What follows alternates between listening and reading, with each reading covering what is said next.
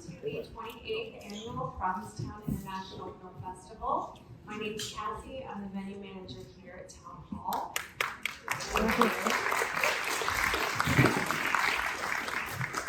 We are just delighted to be showing this film, Late Fame. Of course, one of the Apatow children is now making films, so aren't we excited? We want to thank, as always, our sponsors, our volunteers, the businesses that support us, and that the inns that keep our staff and our guests. We are really, really grateful for the way that you embrace this festival. You can keep up with us year-round on social media. I'm also wanting to let you know that we're starting to run low on merch. So if you are interested, please stop by either Water's Edge or the Firehouse and pick that up before the weekend eclipses. While I'm doing the intro, I can assure you that we will have a Q&A afterwards. Christine Valchon, one of the producers, her partner Pam, and a third producer as well will be here in a moderated conversation. So do stick around. At this time, please silence your cell phones, and we'll see you afterwards.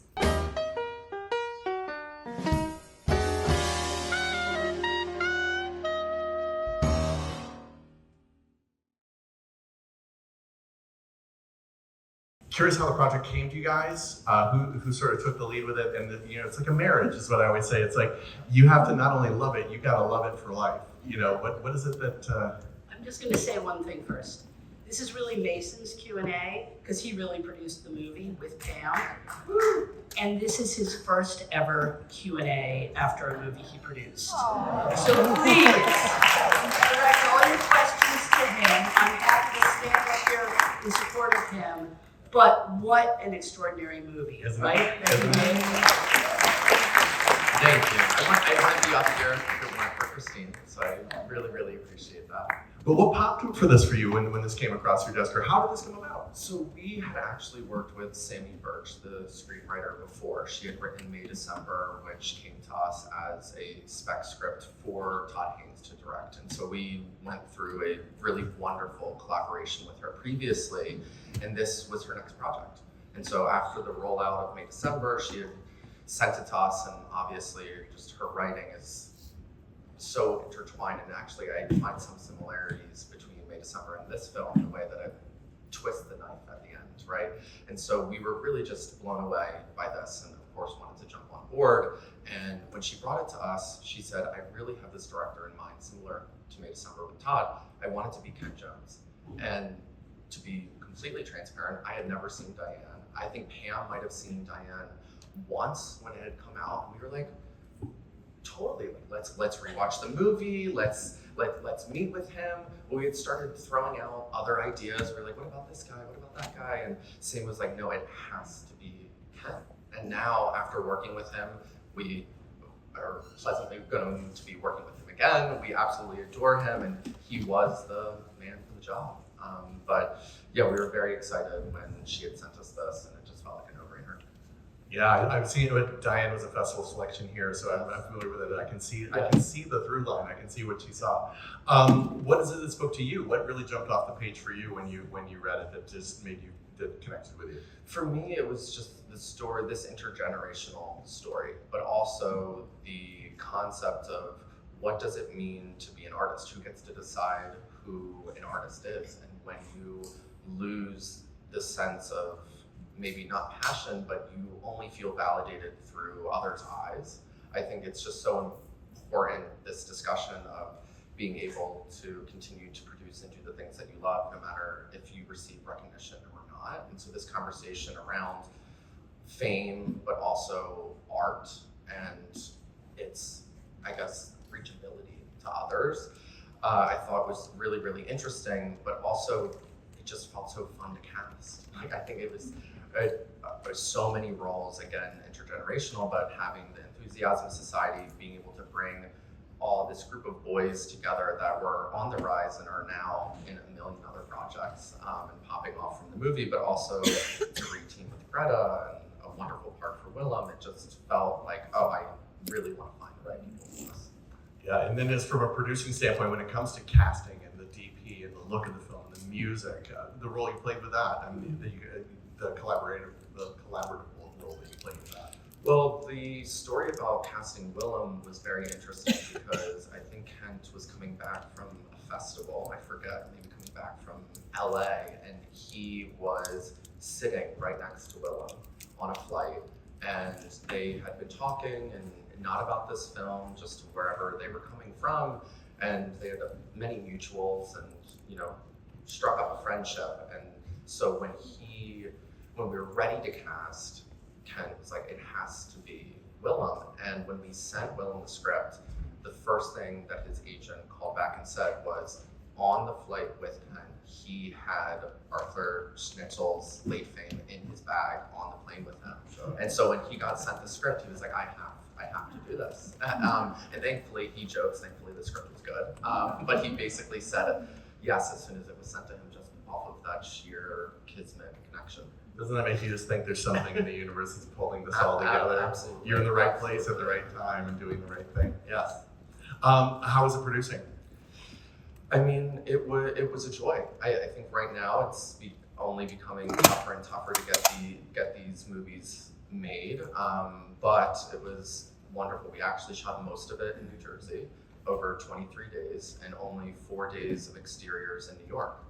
Which thankfully, even sitting in the back for the end of the film as well, seeing those New York shots just brings so much joy to me because it does feel like a New York movie. I feel like we pulled it off, but most of it, believe it or not, is in New Jersey, and it was very easy. I mean, Willem is such a pro that it was the first movie that I had ever done that we were actually wrapping early every day, which is very rare. Happens once in a while. Yes. And subtle performances too, when you're basing it off of source material, oftentimes the book is just going into their thoughts and their feelings, and you've got to translate it into actions. But I think what's so extraordinary is William's the subtleties of his performance and what he gets across in those images. Was it just fun to look at the monitor every day? I mean, absolutely, and it was also such a joy to see Willem interact with the boys. Like, he was such a mentor to them, and it was not going back to the trailer, going back to the green room. He would sometimes sit on set and watch their scenes, right? And so he would kind of coach them through a process, and so it was such a collaborative experience too. Even more so a joy to watch the monitor and see him act, but also see how he interacted with others. Yeah. And to put you on the spot, I was going to say sometimes it's like when you read the script, there's a line, there's a moment, there's a scene that you're just like, everything comes together for you. It becomes a favorite, or becomes what the film's about. Mm-hmm. Did you have that with this?